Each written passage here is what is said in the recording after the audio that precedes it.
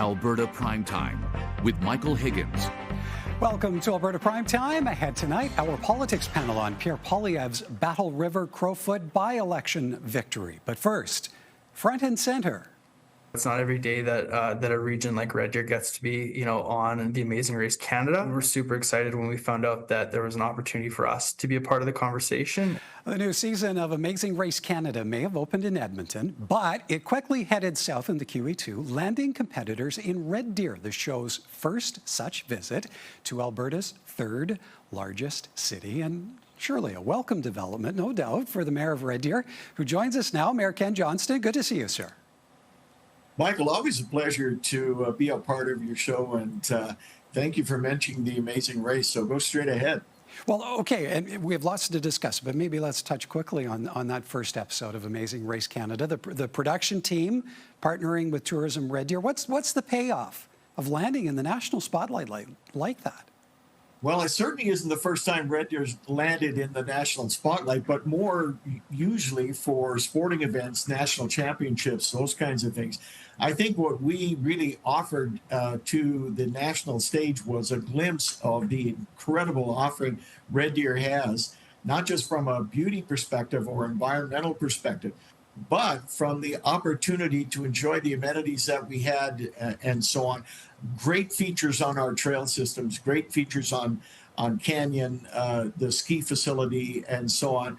I'll tell you, it was just thrilling. It was one of those events in the city that really galvanized such an immense amount of civic pride and so on. So really, when we think about how tourism now is really getting that focal point in Canada from the problems we're having with our neighbors to the south, Red Deer really offers a tremendous alternative for those folks that are looking for city feel, but very much more of a rural kind of flavor. So yeah, it was a big event for us for sure. Indeed. Okay, and you bring up the challenges, the cross-border challenges with a certain Trump administration. Red Deer joining a coalition of 11 municipalities on what's become known now as the Central Alberta Economic Resilience Task Force. What's driving that partnership?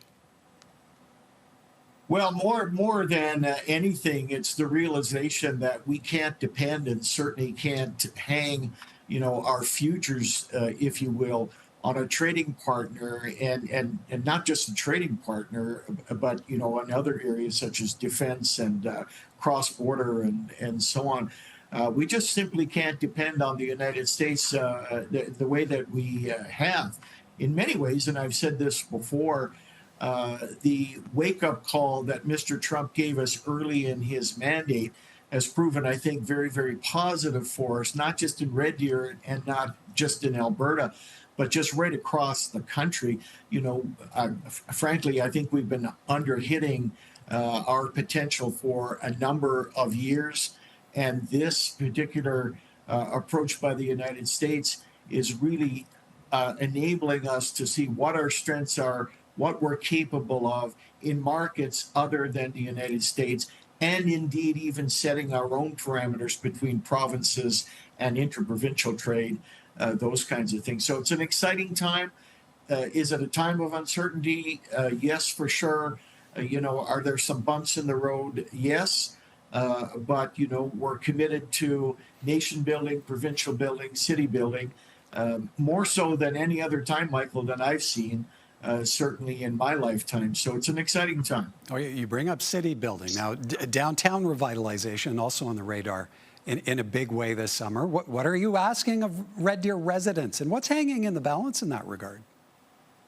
Well, you could certainly ask any mayor in any city what the importance of a vibrant downtown is, and you'll get a similar response. So there is several positive things that are happening in Red Deer right now. One is the emergence of Capstone as a new development. It's a center of quite an exciting rebirth.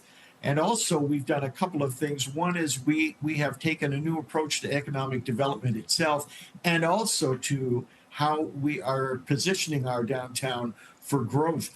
Couple of things that are catalytic in that, and we need to be ready for them, is the hospital project, which now will transform our city over the next 5 to 10 years. We're going to need about 2 to 3, possibly as high as 5,000 new medical professionals for that project, which will have a 5 to 6 year lifespan on it, a $2 billion project.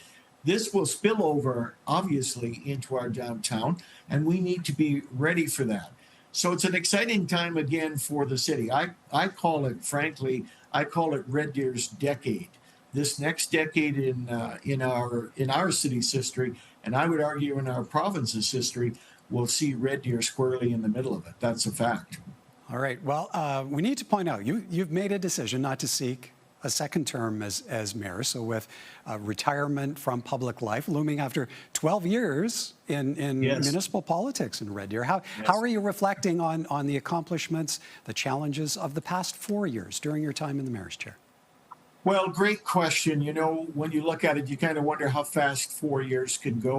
When I ran back in 2021, it was to build up more of a collaborative partnership with tourism, for example, with economic development, with the province of Alberta, with the building industry, and so on, let alone the social agencies and cultural groups that we have in the city. It's been 4 years of an incredible outreach and an incredible lift in those relationships that have really positioned us, I believe, for what I'll call again that decade of growth that belongs now and will come to Red Deer.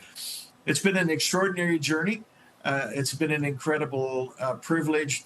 Back in January, I announced that I'd be retiring. You know, I'm 71 now, and Father Time will dictate some of those life stages you go through.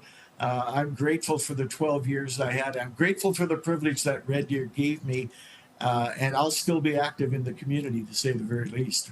Well, sir, I hope we have a chance to chat again before municipal elections in October. So thank you for this, and we'll chat soon, Mayor Johnston. Michael, take care, and it's always a pleasure. Thank you so much. Ken Johnston is the mayor of Red Deer.